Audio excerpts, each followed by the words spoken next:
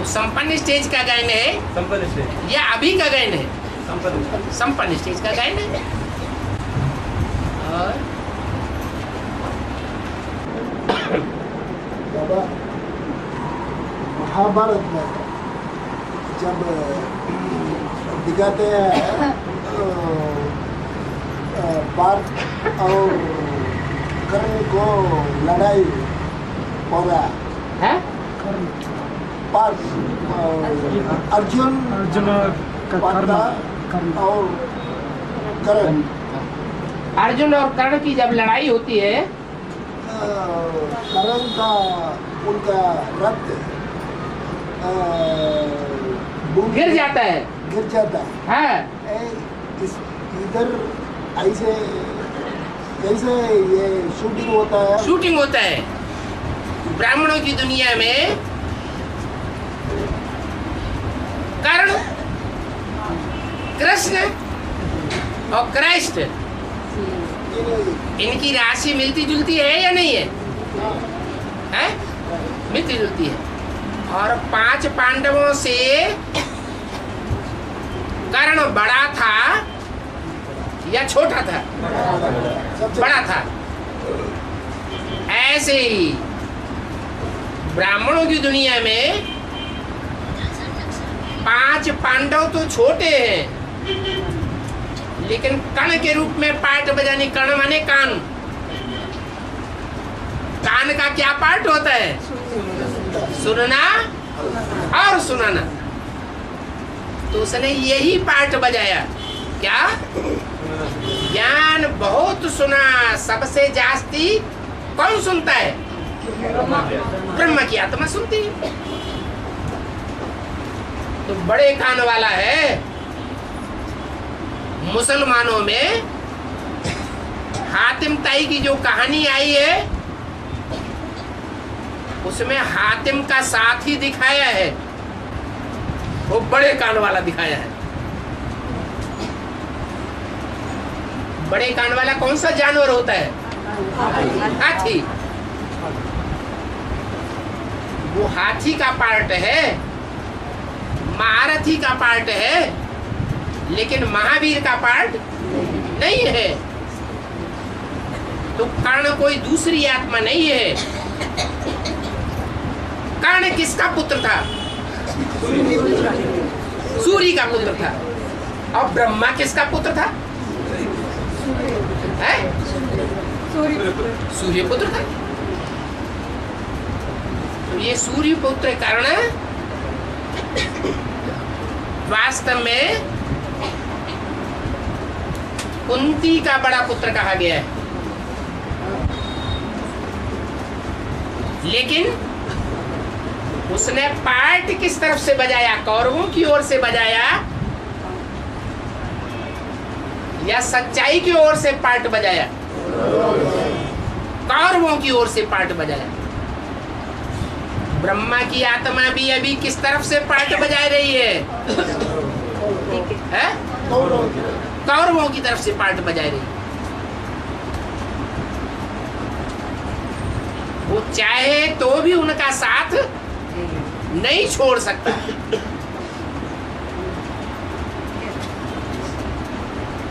तो कर्ण वाली आत्मा कहो, कृष्ण वाली आत्मा कहो,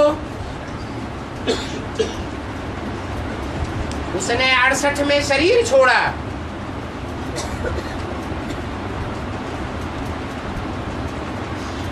रथ गिर गया।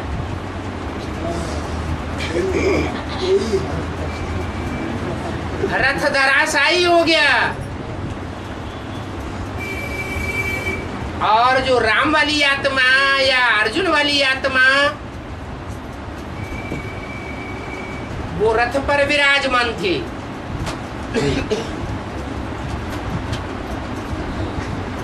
और वो विजयी हो गया।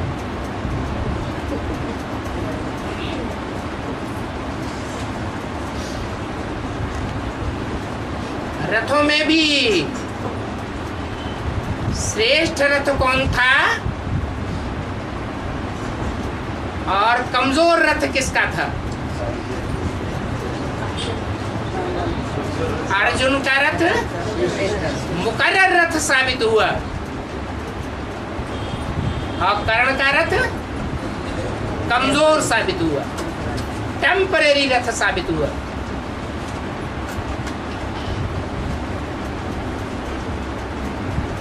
बाकी दानवीर था कौन? कर्ण। माने ब्रह्मा बाबा दानवीर नहीं थे, हैं? थे। ब्रह्मा बाबा दानवीर थे और अंत तक दानवीर रहे। यहाँ तक कि जब कलकत्ते की दुकान का बंटवारे की बात आई तो ब्रह्मा बाबा ने भागीदार से एक भी पैसे का हिसाब नहीं लिया, जो उसने दे दिया सो ले लिया। नहीं तो राम वाली आत्मा को एक एक पैसे का हिसाब देना चाहिए था, लेकिन दोनों पार्टियों के बीच में झगड़ा हो गया और वो हिसाब नहीं दिया गया। तो राम वाली आत्मा को गरीब घर में जन्म मिलेगा, कंगाल घर में जन्म मिलेगा, कंगालों के गांव में जन्म मिलेगा या साहूकारों के यहाँ जन्म मिलेगा? कंगालों के यहाँ जन्म मिलेगा। और महारथी और महावीर में फर्क क्या है?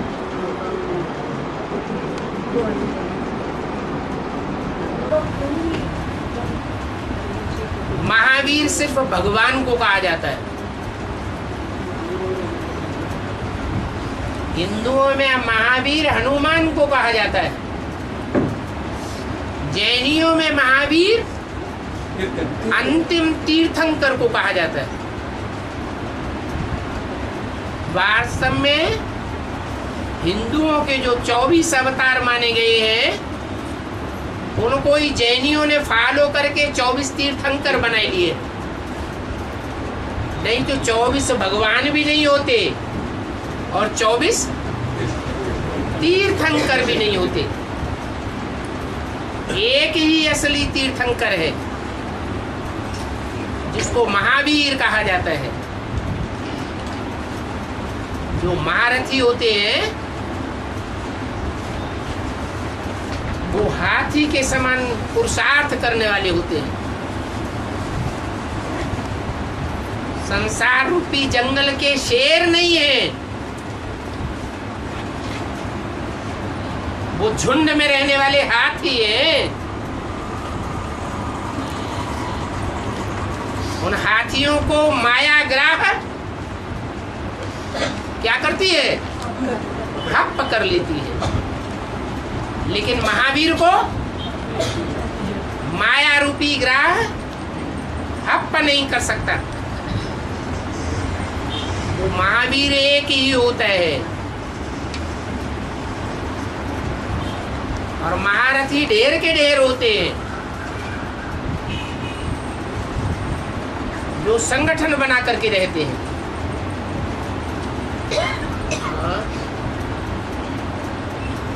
महावीर को भी कलयुग का आदि में दिखाया है।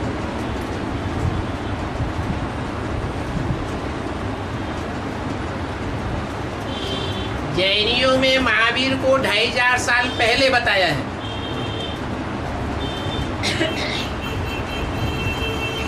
उसके 50 साल के बाद महात्मा बुद्ध का जन्म दिखाया है। महात्मा बुद्ध की असली हिस्ट्री मिलती है। महात्मा बुद्ध के समय का जो भी लिटरेचर है, साहित्य है, उस साहित्य में कहीं भी महावीर का नाम नहीं आया है। 50 साल पहले महावीर हुए, 50 साल के बाद महात्मा बुद्ध हुए, तो नाम नहीं आना चाहिए? आना चाहिए। इससे साबित होता है कि आज से 2500 साल पहले कोई भी महावीर नहीं हुआ। ये वर्तमान संगम युग की कहानी है महावीर की।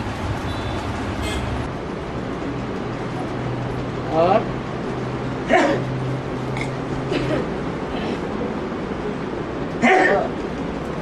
बाबा अंतिम क्वेश्चन। अरे अंतिम नहीं होता। आज के ये लिए रावण के सिर तो निकलते ही रहेंगे। आज के लिए हाँ ये दशावतार में बाबा बोलते रामकृष्ण को छोड़ करके बाकी सब जनरल अवतार। हाँ जी। बट लेकिन ये वामन और परशुराम वो भी मनुष्य रूप में दिखाता है ना। जो 52 अंगुल है, 5 अंगुल, 5 अंगुल, 10 अंगुल, फिर 5 अंगुल, ऐसे करके सिर्फ कितने 52 अंगुल का कितना हुआ? वामन छोटा सा हो गया। वास्तव में इतना कोई मनुष्य होता नहीं है। बाबा है वैसे सर्कस में आएगा छोटा छोटा। वो मनुष्य नहीं होता है वास्तव में। मनुष्य ही छोटे। अफ्रीका में कौन कहे जाते हैं? अफ्रीका में जो होते हैं वो तो फिर भी बौने बड़े होते हैं, और ये 52 अंगुल तो बहुत ही छोटा हो गया। अगर ऐसा कोई मनुष्य होता तो उसके कुल में ऐसे मनुष्य होने चाहिए 52 अंगुल के। नहीं, होने चाहिए, कोई नहीं है।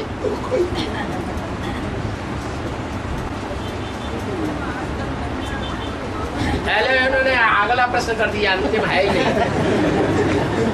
हाँ बोलो। है? अच्छा, एक का अंतिम होगा तो ये अंत होने वाला नहीं है। हाँ। आजकल का दिन बाबा तमिलनाडु में क्यों नहीं पधारते? है? आजकल का दिन तमिलनाडु में बाबा क्यों नहीं? अब तमिलनाडु सिर्फ सेलम में ही नहीं है। तमिलनाडु की राजधानी चेन्नई में भी है। हाँ, तो चेन्नई में अभी पिछली बार तो होके आई। तो आपने सिर्फ सेलम को क्यों समझ लिया तमिलनाडु? है? हाँ जी। मिनी मधुबन से संख्या इतनी ज्यादा खुल रही है तो गीता पाठशालाओं में जल्दी जल्दी जाना हो सकेगा। मिनी मधुबनों की संख्या ही 20-21 हो गई, तो गीता पाठशाला में बार बार कैसे जाना होगा? आप मिनी मधुबन को जल्दी, आप अपनी गीता पाठशाला को जल्दी से मिनी मधुबन का रूप दे दीजिए। क्या? हाँ, बाबा ने भी बोला है गीता पाठशाला का ऐसा नक्शा बनाओ जो मधुबन जैसा दिखाई दे। क्यों नहीं आवेंगे? हाँ। बाबा इनकी प्रश्न है, ब्रह्मा से विष्णु होते हैं न 3? है? ब्रह्मा से विष्णु 3 होते हैं। ब्रह्मा से विष्णु 3 होते हैं बस। जगत पिता, जगदम्बा और वैष्णवी देवी। और नहीं होते? पता नहीं। है? ब्रह्मा सो विष्णु समान सिर्फ 3 ही आत्माएं बनती हैं क्या? 3 बनती हैं या कम ज्यादा आत्माएं ब्रह्मा सो विष्णु बनती हैं? 5 ब्रह्मा गए हुए हैं। पंचानन कहा जाता है ब्रह्मा को, चतुरानन कहा जाता है। तो ब्रह्मा 4-5 हो गए। उनमें भी चतुरानन बहुत प्रसिद्ध है, क्योंकि उसका जो चित्र बनाया हुआ है वो आंखों से देखने में आता है। 5वां मुख कहते हैं काट दिया गया।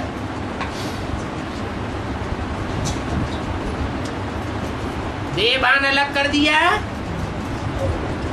और आत्मा सिर अलग कर दिया।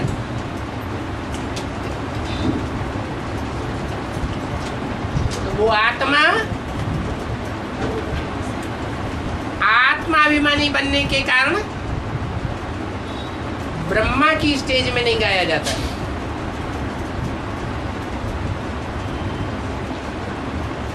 शंकर की स्टेज में गाया जाता है और चित्रण किया जाता है।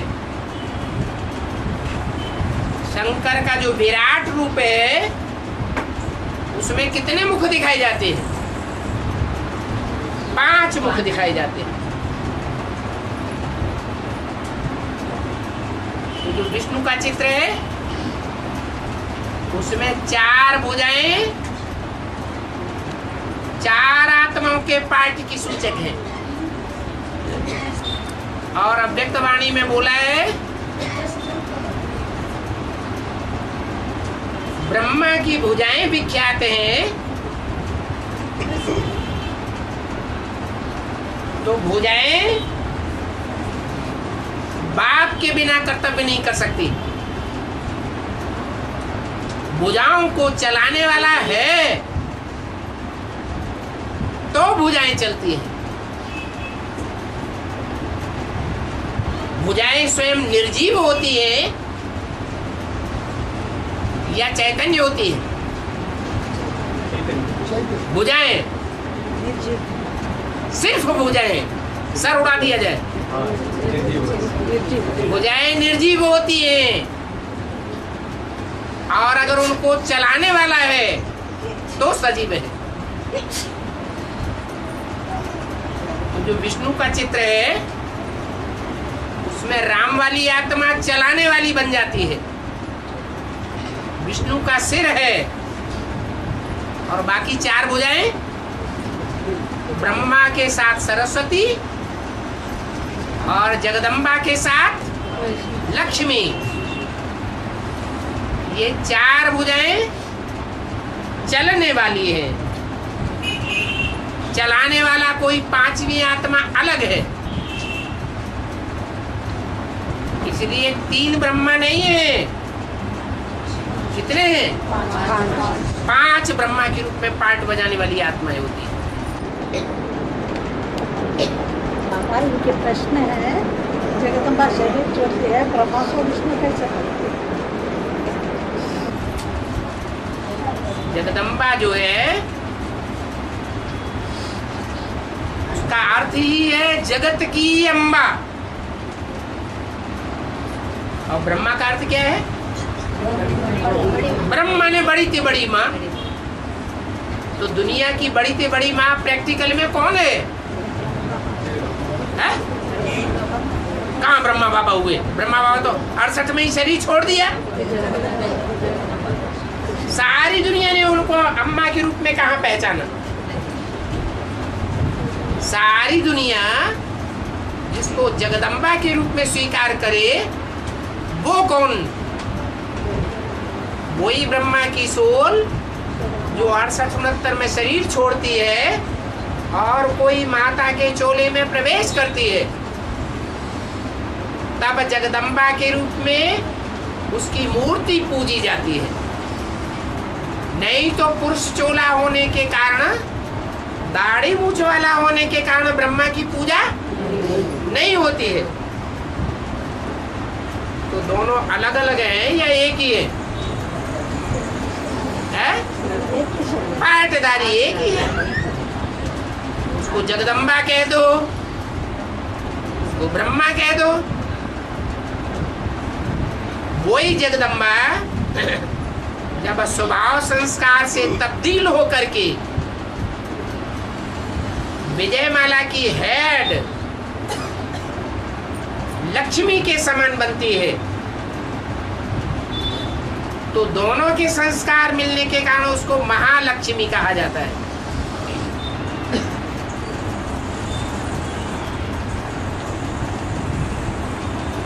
महालक्ष्मी भी है तो महानारायण भी है।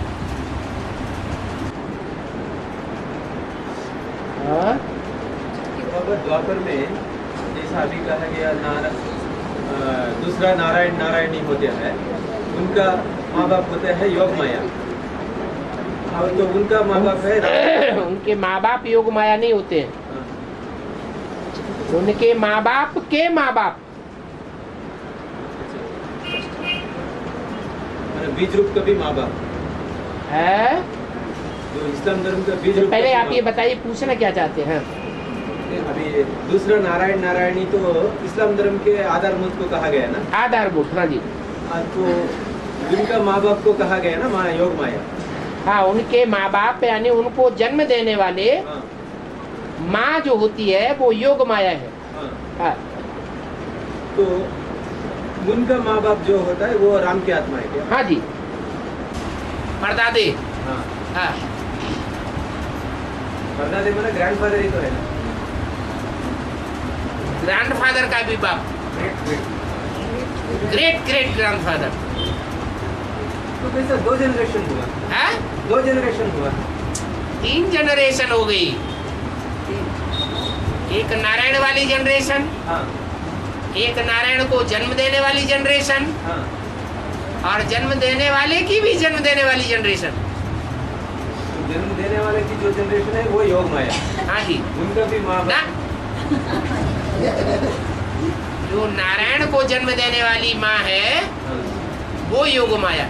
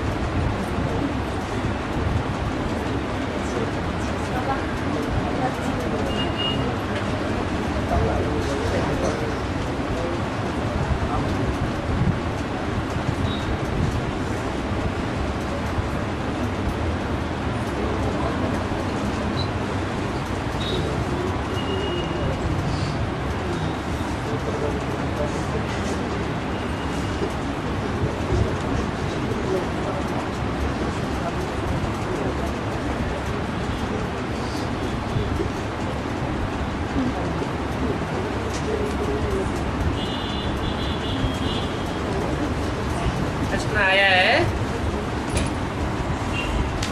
हिरण्यकश्यप को वरदान मिला था कि न वो घर के अंदर मारा जाएगा और न घर के बाहर मारा जाएगा।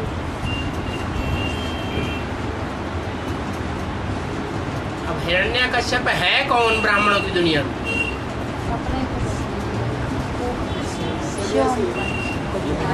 जो भी सन्यासी हैं वो क्या है? हिरण्यकश्यप है।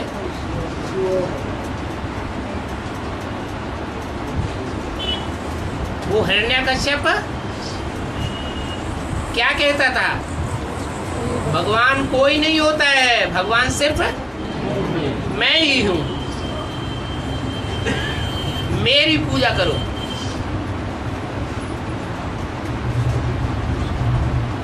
तो जो हिरण्यकश्यप अपने को ही भगवान कहता था, शिवोहम, उसको ये वरदान मिला कि न मैं घर के अंदर बनूं और न घर के बाहर।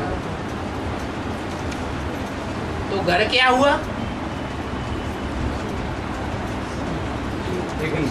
है लेकिन को घर का नहीं, न घर के अंदर मरूं न घर के बाहर मरूं। अरे सारी दुनिया में आज किसका राज्य है? रावण कौन? ये गुरु लोग। तो उन गुरुओं की लिस्ट में हिरण्यकश्यप आते हैं या नहीं आते हैं? वो सन्यासी उन गुरुओं की लिस्ट में आते हैं ना। तो रावण हो गए, हिरण्यकश्यप को ही रावण का आगत कह दिया। सारी दुनिया में किसका राज्य है? हिरण्यकश्यपों का राज्य है। मुसलमानों में, इस्लामियों में चले जाओ तो मुल्लाओं का राज्य है, मौलवियों का राज्य है। हिंदुओं में चले जाओ तो इन सन्यासियों का राज्य है। बड़े बड़े मिनिस्टर कहाँ जाके माथा टेकते हैं? सन्यासियों के सामने। क्रिश्चियंस में चले जाओ तो जो पोप है, पादरी है, उनके सामने जाकर माथा टेक देते हैं।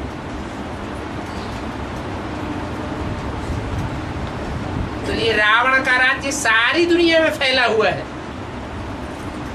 सारी दुनिया उनका घर हो गई। क्या हो गई? घर। जो 5000 वर्ष की दुनिया है,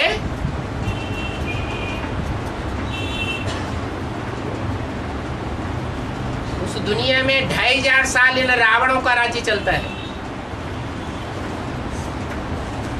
ये 500 करोड़ की दुनिया उनका घर है। कहीं भी उनकी विजय ही विजय है। वहां कोई उनको नहीं मार सकता। और घर के बाहर क्या है? इस दुनिया के बाहर क्या है?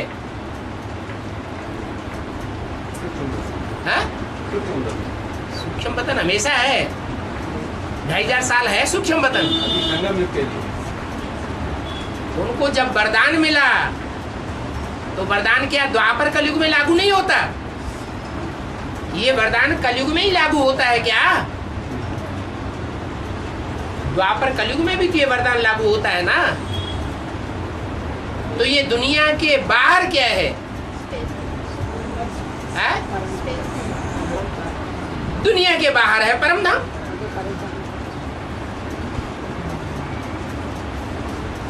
न वो इस दुनिया में मरते हैं, न परम धाम में मरते हैं।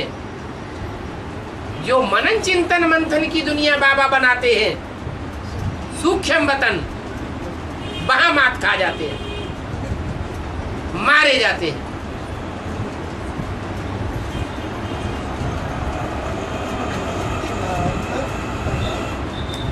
और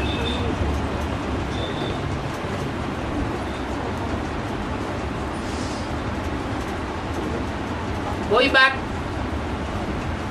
न जमीन में मेरे को कोई मार सके, न आकाश में कोई मेरे को मार सके।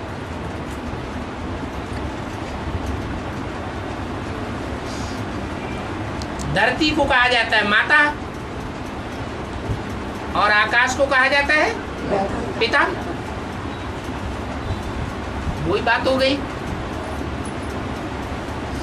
जो ऊंचे से ऊंचा स्थान द्युलोक है, उसको शास्त्रों में द्यावा पृथ्वी कहा गया है। न धरती पर उनकी मौत होगी, न आसमान में मौत होगी। कहाँ मौत होती है? जो ब्राह्मणों की दुनिया की सूक्ष्म स्टेज कही जाती है, मनन चिंतन मंथन की स्टेज कही जाती है, वहां आकर के मात खा जाते हैं। एक ही बात हो गई। न मनुष्य उनको मार सके और न जानवर उनको मार सके।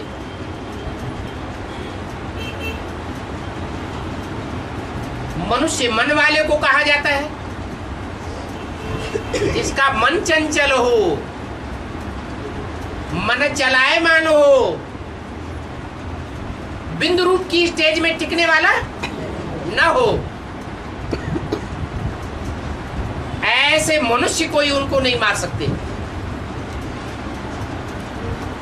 और जानवर भी नहीं मार सकते। जानवरों को तो अकल होती ही नहीं। मनुष्यों में भी जानवर जैसे होते हैं, उनको जानवर कहो, राक्षस कहो। वो जानवर संप्रदाय, राक्षस संप्रदाय उनके मौत के कारण नहीं बन सकते। कौन बनता है? वो बनता है उनकी मौत का कारण जो मनुष्य नहीं होता है। जानवर भी नहीं होता है, जानवरों की तरह खूंखार जानवर भी नहीं होता है। कौन होता है? नरों के बीच में सिंह के समान पार्ट बजाने वाला नरसिंहावतार कहा जाता है। जैसे शेर इस संसार रूपी जंगल में एक ही दहाड़ मारने वाला होता है, जिससे जंगल के सारे प्राणी घबरा जाते हैं। तो ऐसे नरों के बीच में संसार रूपी जंगल में ज्ञान की ऐसी दहाड़ मारने वाला न वो जानवर है और न वो मनुष्य है, उसके द्वारा मारा जाता है। गीता में भी यही दिखाया है। महाभारत में भीष्म पितामह इसके द्वारा मारे गए हैं। शिखंडी तो बीच में था, मारा किसने? अर्जुन ने मारा। अर्जुन ने भी नहीं मारा। वास्तव में अर्जुन के अंदर बुद्धि किसकी काम कर रही थी? भगवान की बुद्धि। कृष्ण तो नाम दुनिया वालों ने रख दिया है।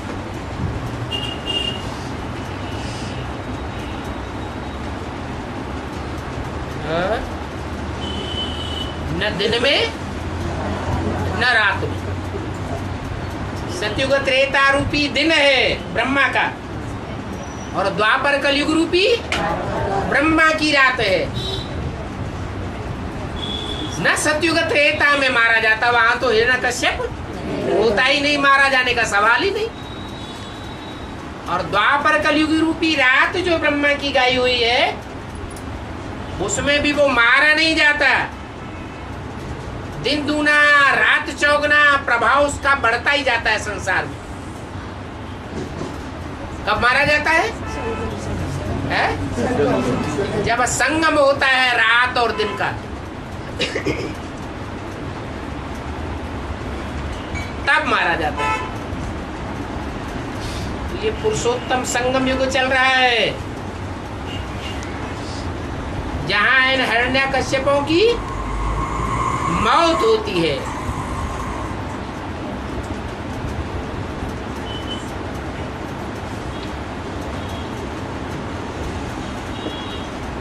हाँ, न किसी अस्त्र से मारा जाता है और न किसी शस्त्र से मारा जाता है।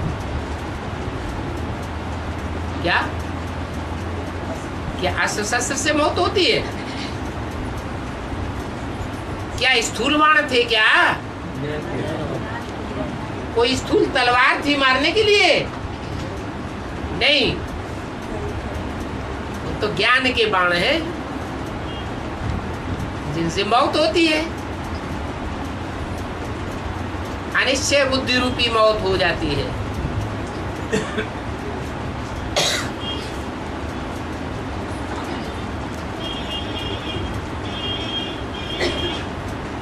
ऐसा वरदान भगवान से लिया है, ये गलत लिख दिया है।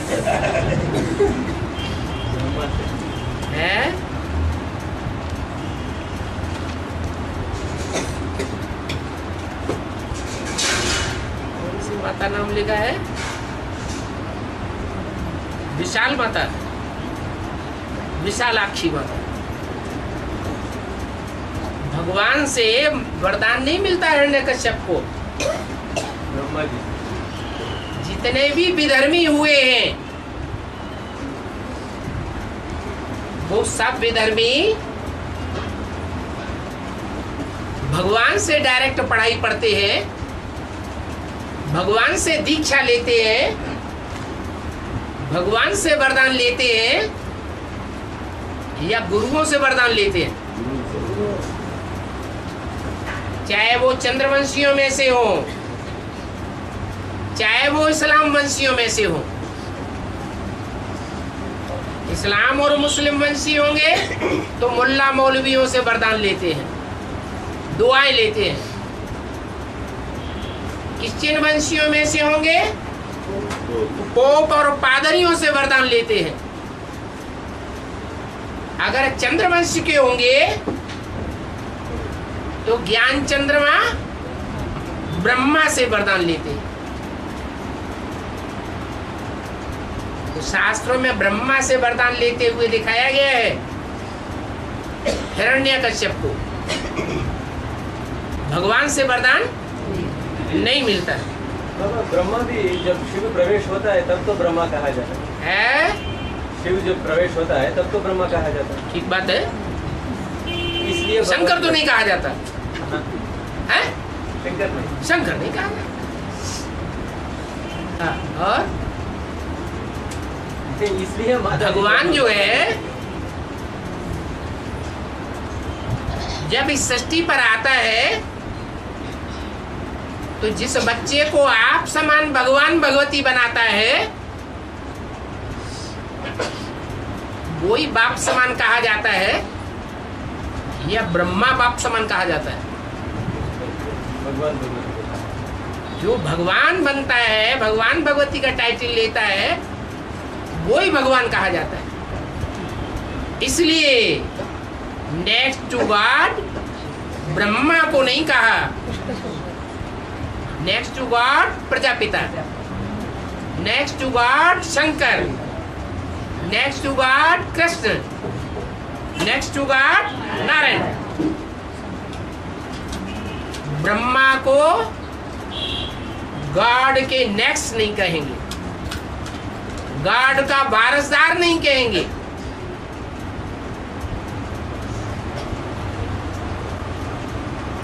बिना शिव सिर्फ ब्रह्मा को उतना ताकत आ गया हिरण्यकश्यप वरदान है, बिना शिव के सिर्फ ब्रह्मा को उतना ताकत आ गया क्या हिरण्यकश्यप? विनाश क्या? बिना शिव के, हाँ शिव के बिना हाँ, सिर्फ ब्रह्मा को ही उतना ताकत है क्या वरदान देने के लिए?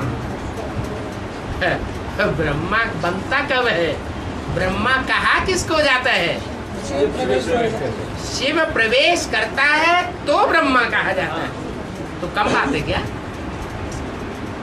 ब्रह्मा के वाक्यों को पत्थर की लकीर कहा जाता है। ब्रह्मम वाक्यम जनार्दनम, कम बात है क्या? ब्रह्मा भी कोई कम हस्ती नहीं है। अगर बाप सर्वशक्तिवान है तो माया के साथ और कौन सा शब्द जुड़ा हुआ है? माया रावण भी सर्वशक्तिवान है। जैसे रावण को हाथों में वेद शास्त्र दिखाते हैं, वैसे ब्रह्मा के भी हाथों में वेद शास्त्र दिखाते हैं। रावण 10 मुख वाला है, तो रावण का बाप कौन है? रावण का बाप है देह अभिमान। देह अभिमान अभी भी जो देह अभिमान रूपी गधा है वो अभी भी पार्ट बजा रहा है किसी तन के द्वारा, कि बार बार ज्ञान जल से स्नान किया जाता है और बार बार देह अभिमानी की मिट्टी में लौट जाता है। सारा किया कराया सब। जैसे बाबा ने बोला कोई 5 मार से नीचे गिर गया तो किया कराया पुरुषार्थ सारा चौपट हो जाता। ये भूतनाथ है। क्या है? भूतनाथ। मुसलमानों में उसका नाम दिया है जिन्नाथ, जैनियों में उसको नाम दिया है जिन्न। जिन्न के बच्चे क्या कहे गए? जैन। तो वही है। तुम बच्चे क्या पुरुषार्थ करते हो? जिनके जी तुम बच्चों को काम मिला हुआ है। क्या काम मिला हुआ है? जिन्न के मिसल चढ़ो और जिन्न के मिसल उतरो। नहीं तो जिन्नात क्या कहता है? खा जाओ। मैं तुम्हें खा जाऊंगा। और हाँ वही गेब्रियल है जेब्रियल जबराइल। जबराइल। हाँ जी हाँ जी हाँ जी। जबर। जबरदस्त। हाँ जबर माने जबरदस्त। बाबा देवी देवता धर्म में कैसा सवाट राजा ये होते हैं? हाँ देवी देवता धर्म में सवाट राजा ये होते हैं, हाँ। ऐसा दूसरे धर्मों में भी सवाट अलग अलग राजा होते हैं। दूसरे धर्म में 8 कहाँ से आ जाएंगे? दूसरे धर्म में 8 होते हैं क्या जो सजाए न खाए? फिर अभेदवाणी में कहा गया सवाट इसलिए की माला उनकी अलग-अलग बनाएंगे। 100 की माला होती है। और आज सनातन देवी देवता धर्म की 108 की माला होती है। तो अभेदवाणी में कहा गया ना सवाट की अलग अलग माला बनाएंगे, है सवाट की अलग अलग माला बनाएंगे। हाँ हाँ अभेदवाणी में कहा गया। वो इसलिए बताया कि जो 8 हैं सबके सब धर्मों के पूर्वज हैं, वो 8 संगम युग में सबको कंट्रोल करने वाले हैं। उनको 8 दिग्पाल कहा जाता है। चाहे कोई भी दिशा का धर्म खंड हो, पूर्व दिशा का बौद्धी धर्म खंड हो, पश्चिम दिशा का ईसाई धर्म खंड हो, दक्षिण दिशा का अरब देश और अफ्रीकन धर्म खंड हो,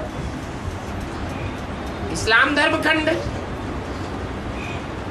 कोई भी धर्म खंड हो, संगम युग में उन 8 ही दिशाओं को कंट्रोल करने वाले कौन होंगे? ये 8 ये अष्टदेव होंगे। ये 8 सबके पूर्वज हैं। माना वो 100 के साथ ये 8 ऐड हो जाता है। हाँ जी। और अब अंतिम हो गया। ओम शांति।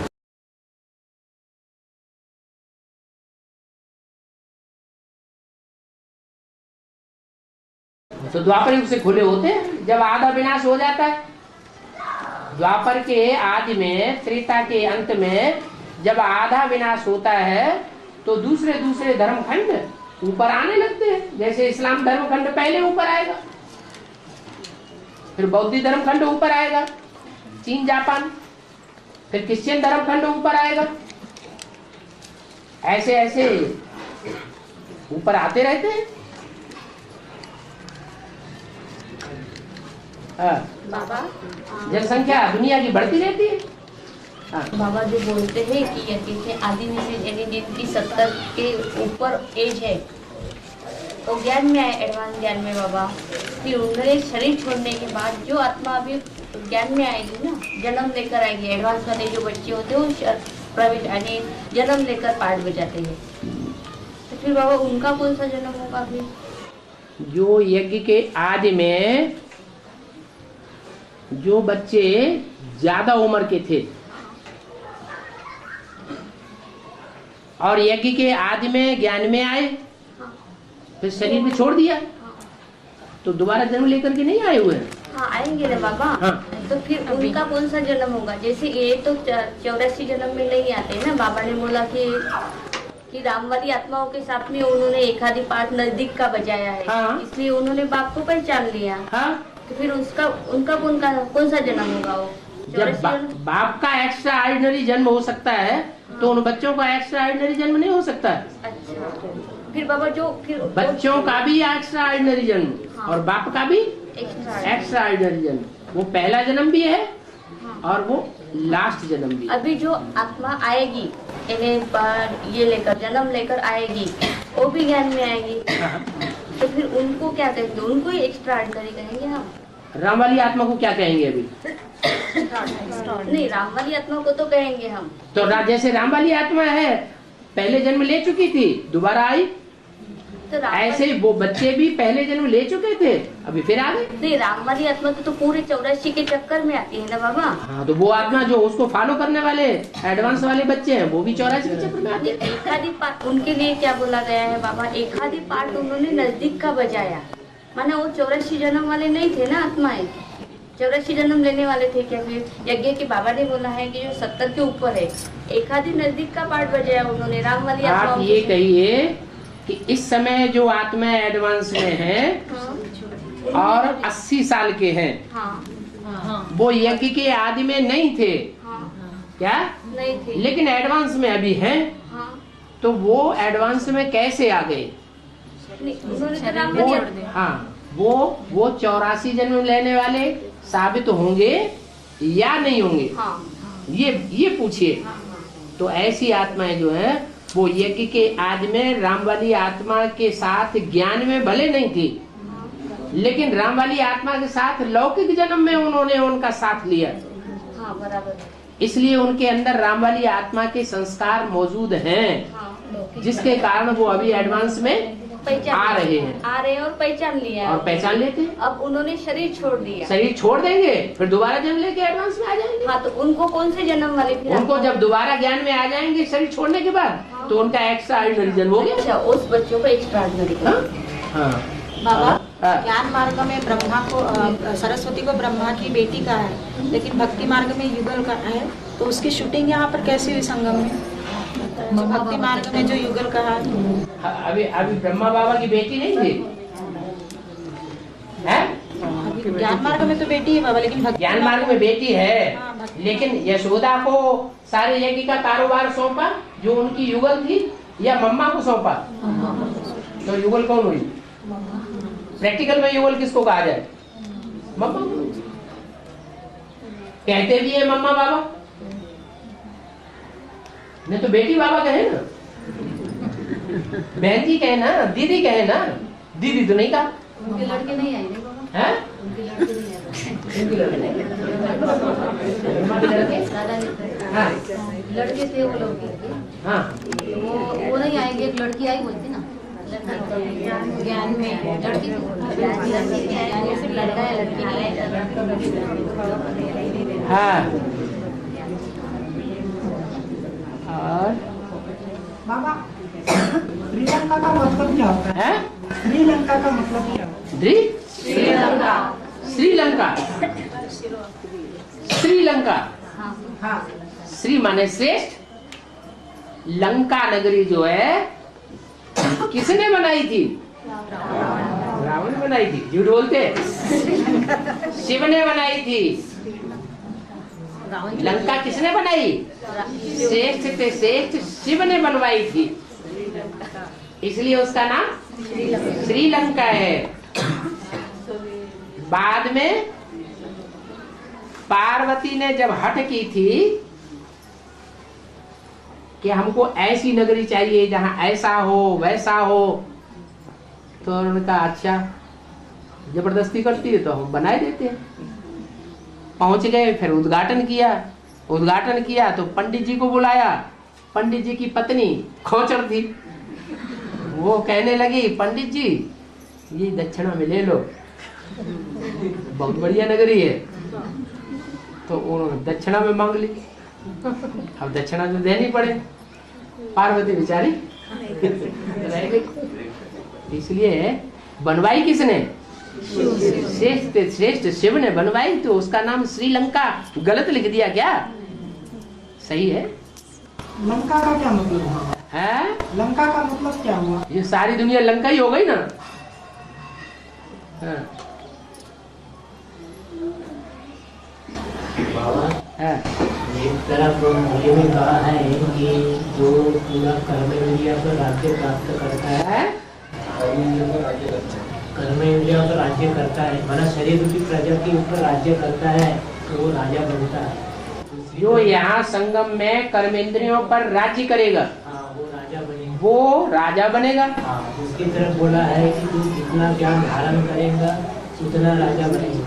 नहीं, जो दूसरे तरफ ज्यादा पढ़ाई पड़ेगा वो राजा बनेगा। हाँ और ये और बोला है जो अपनी प्रजा के ऊपर राज्य करता मतलब हाँ? के ऊपर राज्य करता है वो राजा बनेगा। प्रजा के ऊपर राज्य करता है वो राजा। इंद्रियां प्रजा नहीं है।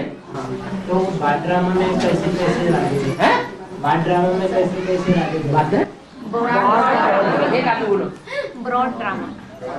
हाँ, जो यहाँ इंद्रियों पर राज्य करेगा वो वहाँ सारी प्रजा के ऊपर राज्य करेगा। अभी इंद्रियां हमारी प्रजा हैं। क्या हमें किसको कंट्रोल करना है? अपनी इंद्रियों को कंट्रोल करना है। तो इंद्रियों को सही तरीके से अगर कंट्रोल कर लिया तो हम वहां प्रजा को भी उतना ही कंट्रोल करेंगे। यहाँ इंद्रियों को अगर कंट्रोल नहीं कर सकते तो वहां प्रजा को भी कंट्रोल नहीं कर सकेंगे। और दूसरी बात ज्ञान धारण करने की बात है। जो ज्ञान धारण कर रहे हैं उसका लक्ष्य क्या है? ज्ञान जो हम धारण कर रहे हैं, जो हमें ज्ञान भगवान से मिला है, उसका लक्ष्य क्या है? किस लिए धारण कर रहे हैं? पवित्र रहने के लिए। ज्ञान का मुख्य मकसद क्या है?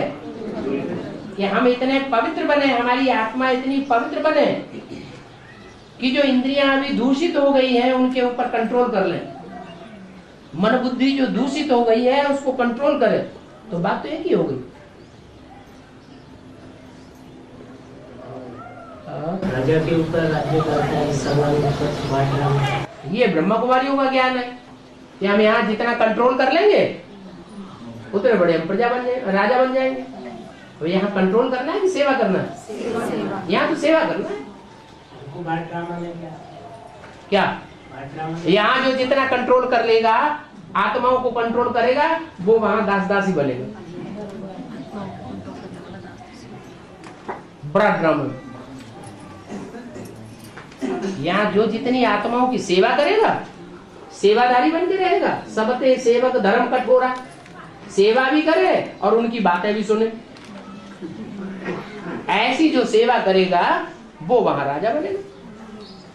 सेवा किसको कहेंगे? आत्मा की सेवा करो। अगर शरीर बीमार है, सरेंडर है कोई माता या कन्या, तो उसकी सेवा करो। तन की भी सेवा करो, मन की भी सेवा, मन से भी खुश रखो। दवाई दारू की भी सेवा करो, खाना पीना भी ठीक से खिलाओ, ज्ञान की भी सेवा करो। सेवा किसी भी तरह की सेवा है जिससे मेवा मिले खुशी की। और किसी का कल्याण चाहना वो भी सेवा होगी। चाहने मात्र ते सोड़ा ही हो जाता है, करना भी पड़ता है।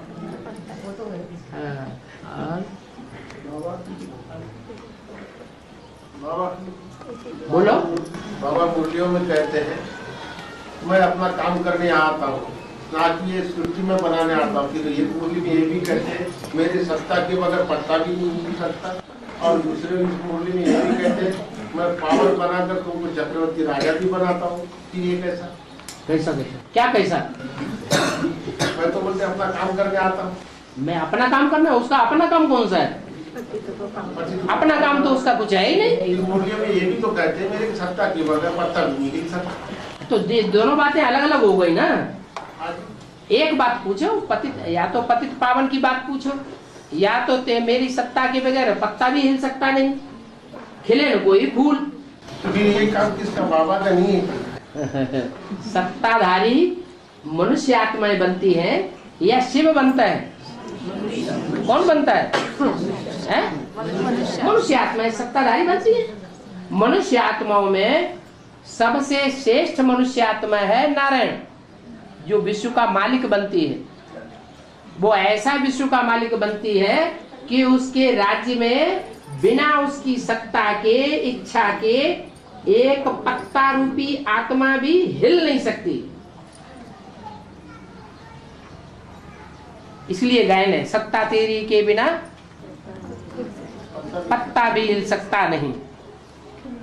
आगे चल करके जब ये ब्राह्मणों का किला ऐसा बन जाएगा मजबूत, जिसमें एक भी भिखारी पांव न रख सके, तब वो सत्ता को दुनिया देखेगी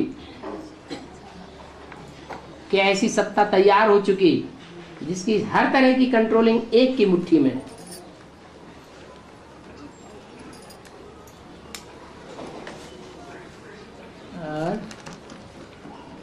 कोई भाई अकेला भी रहता है बाबा जी, और बाद में जब उसका मातापन हो जाता है उसको बुढ़ापा आ जाता है, समस्या आती है, कोई भाई अकेला रहता है बुढ़ा बन जाता है, बुढ़ा, और उसको बुढ़ापा अगर आता है, साथ साथी तो बुढ़ापा आता है। हाँ, कोई भाई अकेला रहता है ज्ञान में, हाँ जी, परिवार में, हाँ, और अपने लौकिक परिवार में अकेले हुए होते हुए भी बुढ़ापा आ जाता है। हाँ। हाँ तो उसका संभाल करने के लिए तो कोई रहता ही नहीं घर में उनके, उसके घर में, उसके परिवार में उसकी संभाल करने वाला कोई नहीं होता, क्योंकि वो अकेला है? तो जो अकेला है वो अपने को अकेला क्यों समझता है जबकि बाप आया हुआ है? जब बाप आया हुआ है तो वो अकेला अपने को क्यों समझता है? अपना तन, अपना मन, अपना धन, अपने संपर्क वाले, अपने संबंधी जो भी हो थोड़े बहुत, उनको अपनी मुट्ठी में क्यों रखता है? वो तो अज्ञानी रहेंगे बाबा, हैं? वो जो उनके संबंध है वो अज्ञानी रहेंगे। हाँ, कुछ तो संबंध होता है, ऐसा तो कोई होता नहीं कि समाज में उसका कोई संबंध ही ना हो, थोड़ा बहुत तो संबंध होता है। तो जितना भी संबंध होता है, जितना भी संपर्क होता है, जितना भी संसर्ग होता है, जितना भी धन होता है, जितना भी तन की ताकत होती है, जितना भी मन की ताकत है, बुद्धि की ताकत है, वो अपनी मुट्ठी में क्यों रखता है जो अकेला महसूस करता है? क्या करे? मुरली में तो बोला है बाप का बच्चा होगा तो बाप को सब कुछ हवाले कर देगा, फिर अकेलापन महसूस करेगा या बाप का बच्चा हुआ? बाबा हाँ। मैंने बहुत सी बार, एक दो बार चिट्ठी लिखी, लेकिन सबके उत्तर आए, मेरा आता नहीं। आता ही नहीं। मुरली में बाबा बोलते हैं मैं रोज मुरली भेजता हूँ, ये मेरी चिट्ठी है। नहीं, ये ठीक। और चिट्ठी मुरली से हर समस्या का समाधान हर बच्चे को जरूर मिल जाता है। तो आपने कैसे कह दिया हमको मुरली का जवाब, हमारी चिट्ठी का जवाब नहीं मिलता? नहीं, कौन सी नहीं क्या समस्या अगर लिख के दी? हाँ, समस्याओं का, हर समस्या का समाधान रोज की मुरली से मिलता है और सब अनुभव करते हैं। लेकिन बाबा सबको चिट्ठी आई और मेरे कुछ नहीं आई। फिर वही बात, सबको चिट्ठी आई, आपको स्पेशल रोज चिट्ठी भेजी जाती है। वो चिट्ठियां तो हद की है, किसी को बजाएंगी और किसी को नहीं जाएंगी, लेकिन ये चिट्ठी तो सबको मिल रही है। बाबा हाँ। मुरली में कहा है कि नारायण को याद करना सबसे अच्छा पुरुषार्थ है। तो लेकिन अभी तो नारायण बने नहीं है, लेकिन आत्मा ही अभी नारायण बने नहीं है, हम ज्यादा अच्छे पुरुषार्थी हैं। नारायण हम बढ़िया पुरुषार्थी, नारायण तो बेकार का पुरुषार्थी है। आलो क्या करना? लेकिन आत्मा ये जानती है बाबा कि भले ही अभी नारायण बने नहीं है, लेकिन नारायण बने नहीं है, लेकिन आत्मा ये जानती है कि नारायण का पार्टधारी कौन है। हाँ, तो जो याद करने का है, जो कहा गया है, तो ये अंत का कहा गया है बाबा कि नारायण को याद करना, क्योंकि नारायण बनने के बाद तो फीचर्स भी अभी की जो है वो चेंज हो जाएंगे। अभी बुद्धि में फिट बैठा नहीं है। इस तरह का प्रश्न करने का मतलब अभी बुद्धि में फिट नहीं बैठा है कि विश्व का बादशाह कौन बनेगा, नारायण कौन बनने वाला है, शिव बाबा का मुकर्रर तो कौन है, ये बुद्धि में अभी 100% बैठा नहीं है। इसलिए कभी इसके पास, कभी उसके पास, कभी उसके पास, दूसरों का आधार लेते रहते। किसको फॉलो करें, किसकी बात माने? है नारायण की ना, बाबा की बात माना। नारायण और बाबा अलग अलग हो गया क्या? एक ही तो हुआ। क्या अनिश्चय बुद्धि के प्रश्न हो जाते हैं ये सब।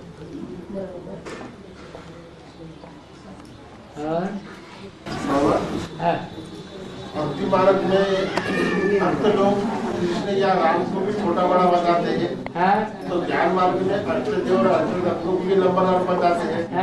ऐसा क्यों बताया? जो राम और कृष्ण है उनकी जो स्टेज है वो अष्टदेवों की स्टेज है क्या, कि अलग अलग है? हाँ, अष्टदेव तो बाद में प्रत्यक्ष होते हैं और त्रिदेव तो पहले ही प्रत्यक्ष हो जाते हैं। तो बड़े कौन हुए? त्रिदेव फिर भी बड़े हो गए।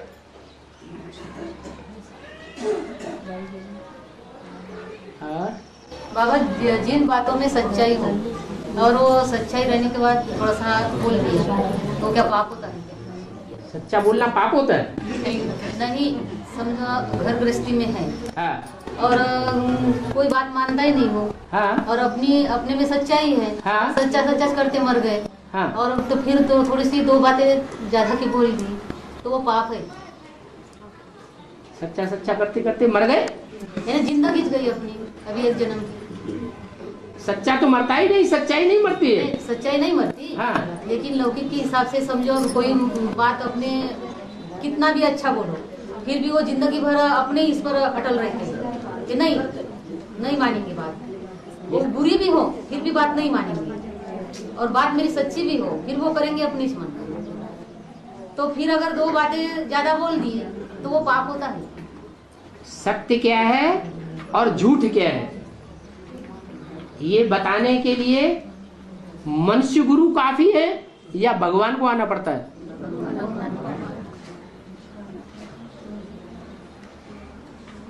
फिर भी घर ये फैसला करना सबके बस की बात नहीं है।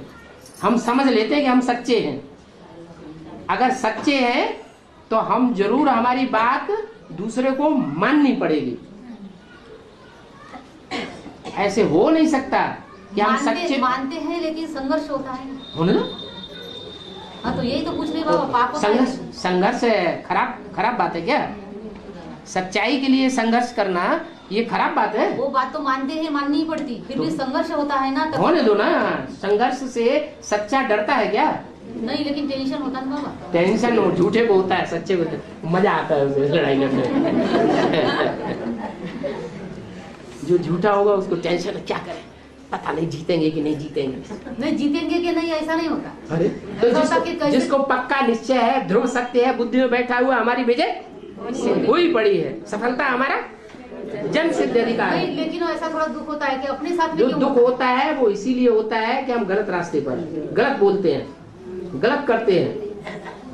अगर हम सच्चे पट्टे पर हैं तो कभी भी दुख होगा ही नहीं। सच्चखंड से, सच्चाई से हमेशा सुख होता है, दुख नहीं होता।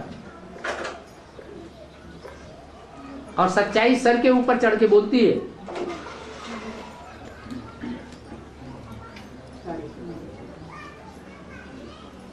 वही चार चित्रों का क्लैरिफिकेशन सन 76 में, 74, 75 में जो चिट्ठियों में लिख करके रजिस्टर्ड पोस्ट से माउंट आबू भेजा गया था, उस समय अगर उन्होंने मान लिया होता, माउंट आबू के जो सरपरस्त बैठे हुए थे, सच्चाई उस समय स्वीकार कर ली होती, तो आज माउंट आबू में ये एडवांस पार्टी क्यों सर पे चढ़ के जाके बैठती नहीं।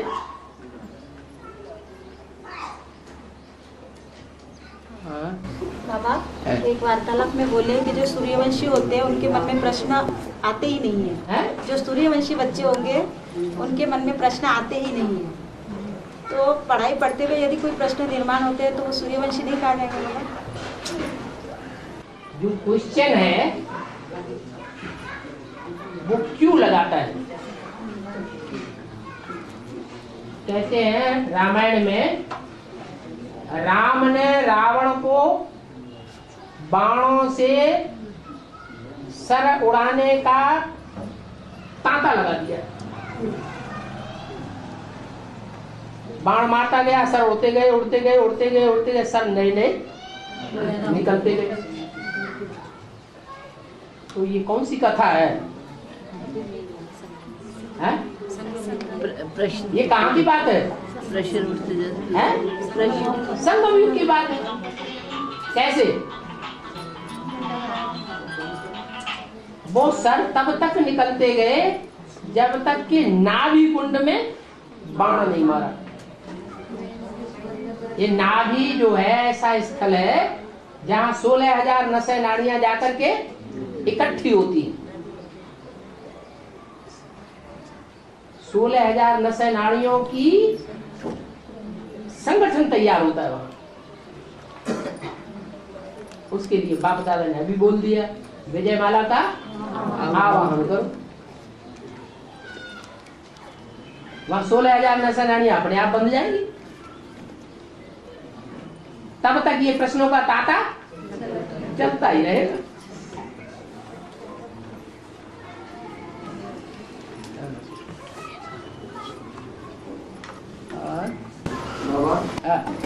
बाबा कहते हैं बच्चों को तुम पढ़ाई पढ़कर ट्रांसफर हो जाओगे, तो ये ज्ञान जो पढ़कर दूसरे पार्टी में जो गए तो वो ट्रांसफर हो गए।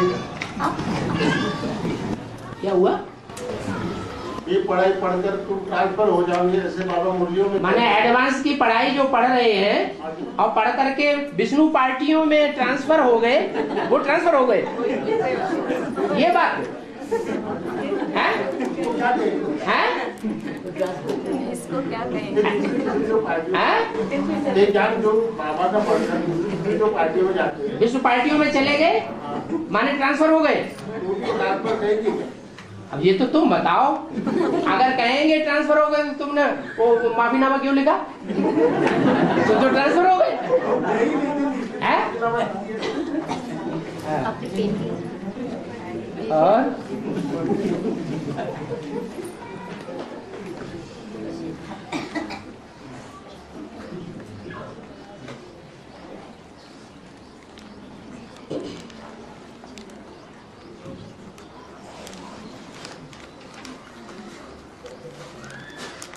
चल